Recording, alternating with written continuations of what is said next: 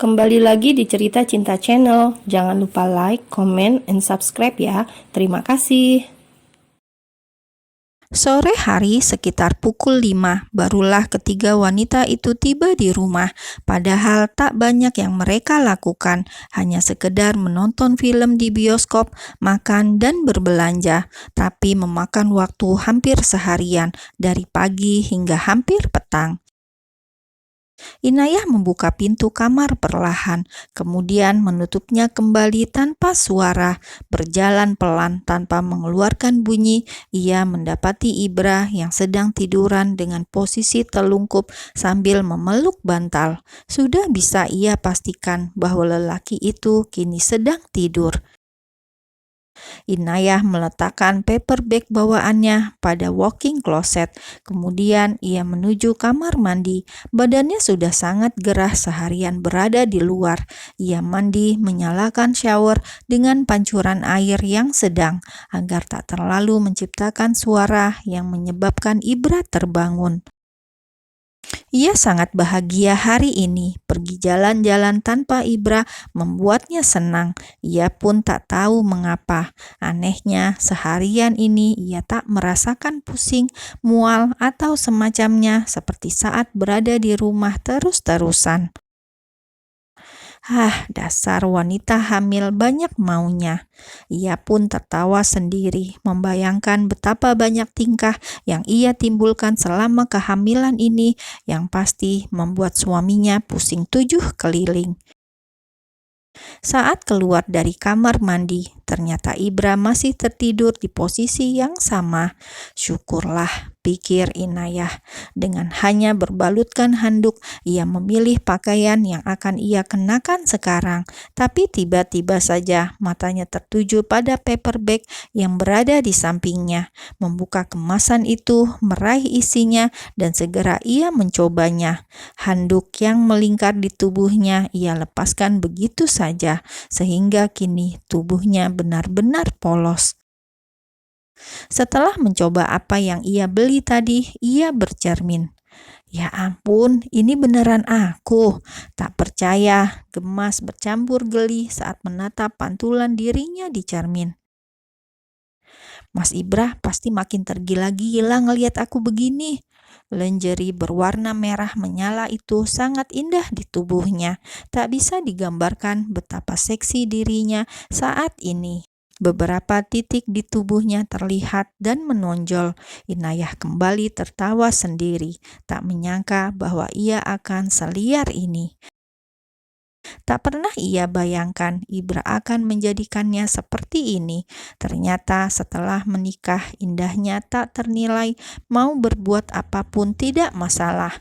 Bahkan niatnya seperti ini adalah untuk membahagiakan suami, tentu sudah tercatat sebagai pahala, pikirnya. Sayang, kamu udah. Mendengar suara itu, Inayah menjadi gelagapan. Ya ampun, kelamaan mencoba lingerie ini. Sampai suaminya terbangun, Ibra berdiri menatapnya tanpa kedip, membuat salah satu bagian tubuhnya langsung bereaksi. Ditambah lagi dengan aroma tubuh Inayah yang begitu menggoda.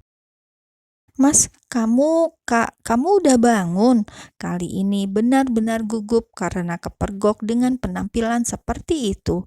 Memang benar ini ia tampilkan untuk lelaki itu, tapi tidak sekarang.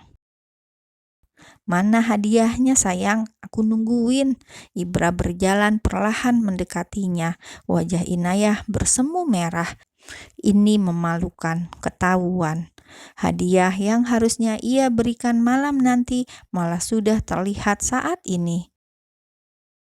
Mas, iya, nanti malam ya. Inayah mencoba melepaskan tangan Ibra yang mengerat di lingkar perutnya. Kenapa harus malam, nggak sekarang? Inayah merinding, geli Ibra terus bermain-main pada pundaknya. Kamu mandi dulu, Mas, udah mau maghrib. Inayah mendorong pelan tubuh Ibra agar menjauh. Jadi ini hadiahnya, sambil menarik salah satu tali lingerie yang masih melekat pada tubuhnya. Bukan, dengan cepat ia langsung menjawab. Kamu lucu, tapi aku mau hadiahnya sekarang. Suaranya samar karena Ibra kembali menenggelamkan wajahnya di leher Inayah. Ia mengecup menghisap pundak mulus itu. Mas, aku udah mandi, ucapnya pelan, tak berdaya dengan perlakuan suaminya saat ini. Mau mandi lagi sore ini atau nanti tengah malam? Ibra membalik tubuh Inayah agar menghadapnya. Bibir merah muda alami itu adalah sasarannya sekarang. Dengan rakus ia memperlakukan bibir itu. Hingga hampir 1 menit Ibra melepaskannya kala Inayah menepuk kuat pundaknya. Kamu mau bunuh aku, Mas? Aku gak bisa bernafas.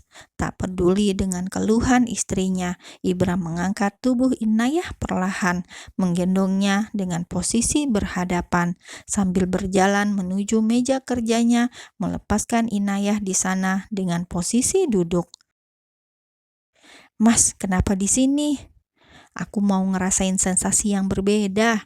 Masih berusaha mendekat, ingin menyatukan bibir mereka lagi. Enggak, Inayah mendorong keras tubuh Ibra. Cukup ya Mas, aku tidur di meja makan. Jangan kamu tidurin lagi di meja kerja. Memasang wajah cemberut, jelas saja ia menolak permintaan konyol ini. Ya udah, jangan buang-buang waktu. Ibra kembali menggendongnya ala bridal style, membaringkan tubuh Inayah di atas ranjang dan melanjutkan apa yang harus ia dapat. Ya, hadiah ini kan yang dimaksud istrinya tadi. Malam harinya seperti biasa, sebelum benar-benar tidur, mereka berdua selalu melakukan aktivitas pillow talk, mengobrol hal-hal sederhana tentang masa depan, misalnya membahas nama anak atau menebak-nebak jenis kelamin bayi mereka nantinya. Kalian tadi kemana aja? Tanya Ibra, kini mereka saling berhadapan. Nonton film, makan-makan sama belanja. Udah itu aja Mas. Mereka saling bertatapan penuh makna. Kamu senang? Ibra merentangkan tangannya, memberikan kode pada istrinya agar mendekat. Inayah pun mengerti, segera ia menghambur ke pelukan Ibra. Seneng banget sayang. Kira-kira kamu mau nggak ya kalau aku ajak nonton di bioskop? Kita kan belum pernah, biar kayak pasangan-pasangan normal gitu Mas. Oh, jadi maksud kamu sekarang ini kita pasangan yang nggak normal begitu? Bukan gitu Mas, aku pingin kita kayak pasangan-pasangan lain, nonton film, makan es krim, jalan-jalan di taman. Tapi kayaknya nggak mungkin karena kamu kan nggak suka tempat yang rame. Aku tahu kamu terinspirasi kegiatan-kegiatan seperti itu pasti dari tontonan drama Koreamu kan? Inayah tidak menjawab lagi, ia hanya mengangguk. Bagaimana Ibra bisa tahu? Kalau sekedar nonton film, kita bisa di rumah sambil tiduran. Pelukan, ciuman, bebas sayang. Makan es krim di kamar juga lebih asik. Kalau kamu mau jalan-jalan di taman, besok pagi kita jalan di taman belakang rumah. Segampang itu Ibra menjawab, membuat Inayah pasrah. Ya, sepertinya itulah karakter suaminya, tidak bisa dipaksakan kemauannya. Ya udah Mas, terserah kamu. Tidak tahu harus menjawab apa. Kamu marah? Ibra menarik dagu Inayah agar menghadap ke wajahnya. Enggak Mas, Ibra hanya tersenyum mendengar itu. Ia paham Inayah kecewa dan saat ini ia merencanakan sesuatu. Sesuai saran dokter kandungan, hari ini adalah jadwal Inayah memeriksa kandungannya kembali. Bukan Inayah yang bersemangat kali ini, tapi Ibra, lelaki itu sudah bersiap sejak pagi tadi. Sementara Inayah masih berbaring di ranjang, bermalas-malasan dengan ponsel di tangannya. Bahkan untuk sarapan saja, ia meminta Ibra membawakan makanan ke dalam kamar karena terlalu enggan meninggalkan ranjang. Selain menurut, apalagi yang dapat dilakukan Ibra, ia tidak mau kejadian mie rebus terulang lagi. Sambil menunggu istrinya bermalas-malasan, Ibra sesekali duduk berhadapan dengan laptop di meja kerjanya. Seperti biasa, ia selalu bekerja dari rumah. Melirik ke arah jam dinding yang terus saja berjalan dengan melawan perasaan malas yang melanda, Inayah mengubah posisinya menjadi duduk di tepi ranjang. Pandangannya tertuju pada sang suami yang sedang fokus di meja kerja. "Sayang, mau aku mandiin?"